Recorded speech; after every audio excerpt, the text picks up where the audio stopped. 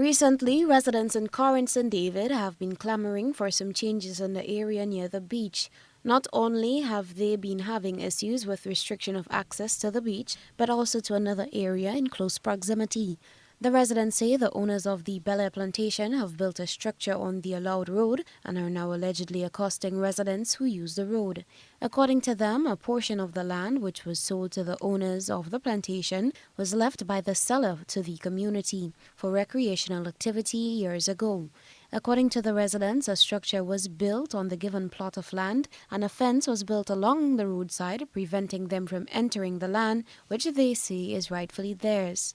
One of the residents in the area recalled the moment when the land was sold. There was a piece of property that the original owner of La Sousse, who was LCJ Thomas, left for the people in the community. And there are people down there now who are trying to claim it. They go so far to put a building onto it, which wasn't supposed to be. This land was left for the community people. Originally, this property was belonged to the community. This is an area that we used to go on a weekend, hold with crab, with fish, with cook, and everything on the ground there. Mr. Thomas realized that we used to be there every weekend. He passed down there, seeing boys cooking and enjoying themselves on the ground there. So when he sold the property, he did not sell this piece of land. He left that piece of land for the community.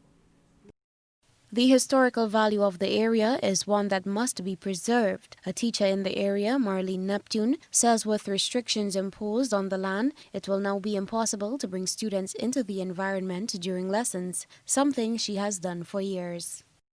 You know the coal that they powered the ships with before, the old-time ships? Pick them up in the water over there. It's there. The clay from the town, it's still there in the water. And our children should have access to that because it's part of our history. We can walk that trail. There was over there a cannon that protected this place here. Who knows that? The Indians used to plant, our Indians, our East Indian brothers and sisters, they used to cultivate here. This was a bread basket of our community. This is ours, and if you walk the trail, you see up there the relics of the old cemetery, the relics of the old church, and all around. Mr. John would go with me, with the children. It hurts me to think that we would not have access to these areas.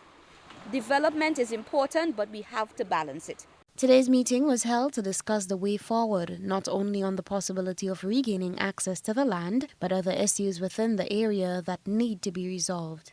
GBN made efforts to reach the owner of the plantation for comment, but was unsuccessful.